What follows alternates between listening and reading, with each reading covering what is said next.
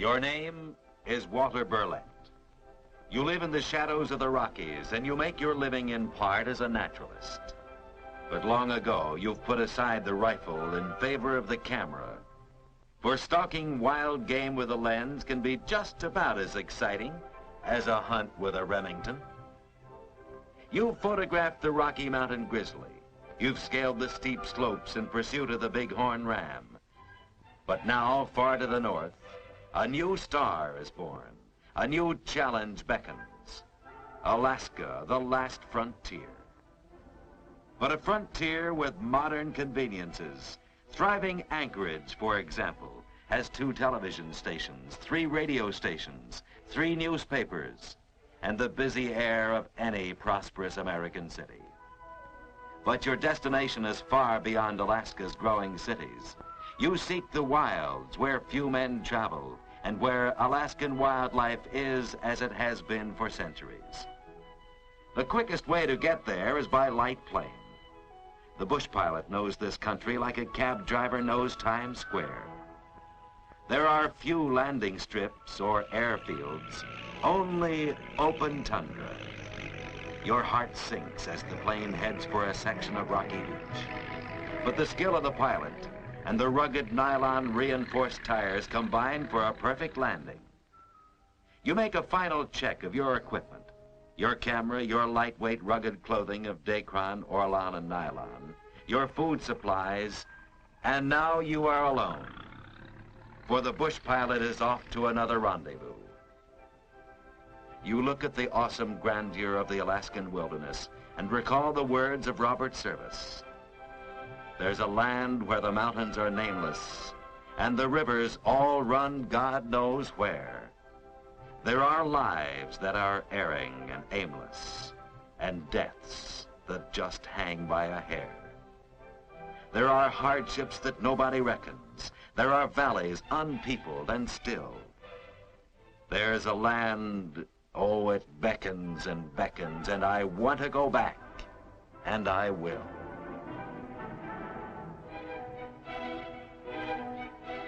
But a photographer is never alone for long. A pair of mallard ducks spot the lens and come to have their picture taken. The Alaskan beaver shows off his swimming skill. A gull displays its wing spread, and a Jaeger preens and pretties up for a picture.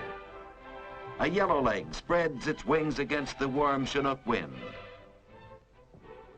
The ever-busy bee has no time for posing as it collects the pollen from the many beautiful flowers that grace the rolling green hillsides.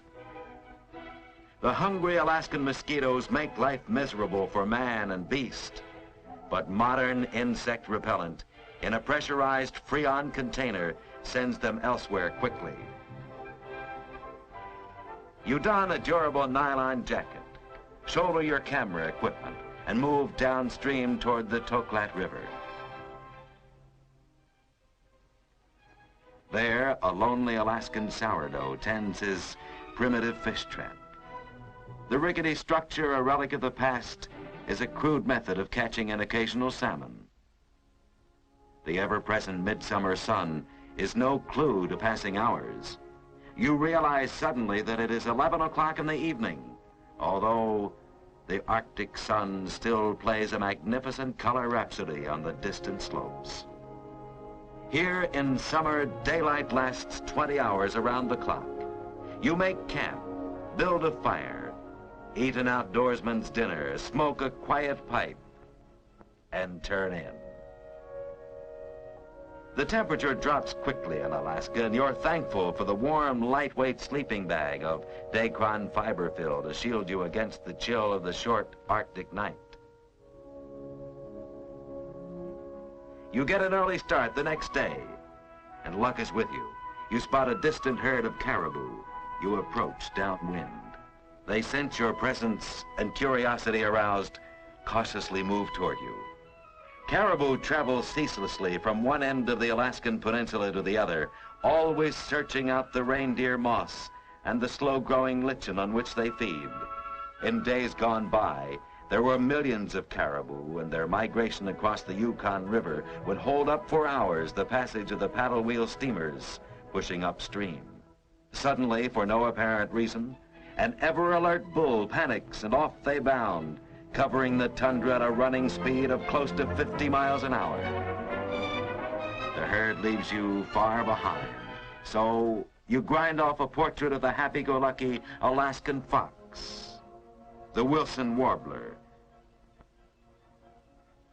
yellow-bellied porcupine, the Alaskan comedian.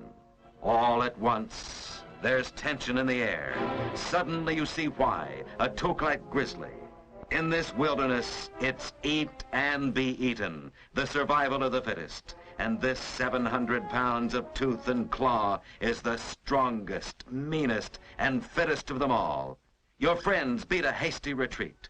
But there is no place for you to go, no trees to climb, and the bear can run faster than you can. You crouch behind your tripod in a cold sweat of fear. You have to make a move. Your piercing yell breaks the silence, and your hunch pays off. Rather than face the unknown, the bear lumbers off down the slope.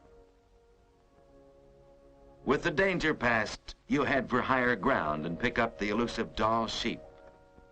These sharp-scented, quick-eyed Dall sheep are distant cousins of the Rocky Mountain bighorn. At the first sound of a distant plane, the herd gets restless and starts moving out. It's a relief to see the plane return right on schedule, for without this aerial taxi, you'd be stuck here with no means to get out. For the tundra is too boggy for walking, and the river's too wide to cross without boat or canoe. The bush pilot lands on water this trip, so you pack your gear and head for the river. Don Sheldon, the pilot, is a man of action, and by the time you reach him, he has landed a 20-pound king salmon. You join Don using light tackle and the new super strong Stren nylon line for the best freshwater fishing you've ever enjoyed. Soon you're airborne again, this time headed for the jagged coast of Alaska and the foggy Pribilof Islands. On the way, you pass over one of the many Alaskan gold mines, where the miners are literally washing away the mountain to extract the precious ore. On the jagged cliffs of the Pribilofs, thousands of birds make their homes. These frisky, chattering denizens of the Bering Sea find the vast Arctic feeding grounds to their liking. The tufted puffin, the crested auklet, the cormorant are but a few of the many species of bird life found in the Pribilofs. Nearby is the sanctuary and breeding grounds of the famed Alaskan fur seal. Here, 300 miles north of the Aleutians, 80% of all the fur seals in the world return each summer to breed and rear their young.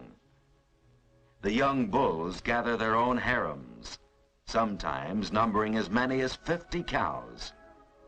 You try to be friendly and admire one of the new arrivals, but the master of the harem won't stand for any nonsense in his family.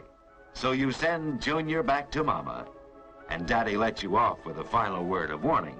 Each mother seal knows instinctively which pup is her own. Dad, thinking that all is well, fans himself in the sun, but not for long. For it seems that Mama has wandered off, and a baby seal separated from its mother cannot survive. Where's Mama? Perhaps this handsome sea lion has caught her eye. But Dad's on the job and won't put up with any shenanigans from any of his wives. In the Pribilofs, it's strictly a man's world. Mama is sent back to her duties, and after a short family spat, all is forgiven. All of this sentiment is too much for this battle-scarred veteran, who has had enough of this Pribilof soap opera and heads for the quiet of the sea. Once almost exterminated by the fur hunters, the herds are now protected by the United States Fish and Wildlife Service. Each year, the herd is carefully harvested, and the 100,000 pelts bring close to $7 million a year.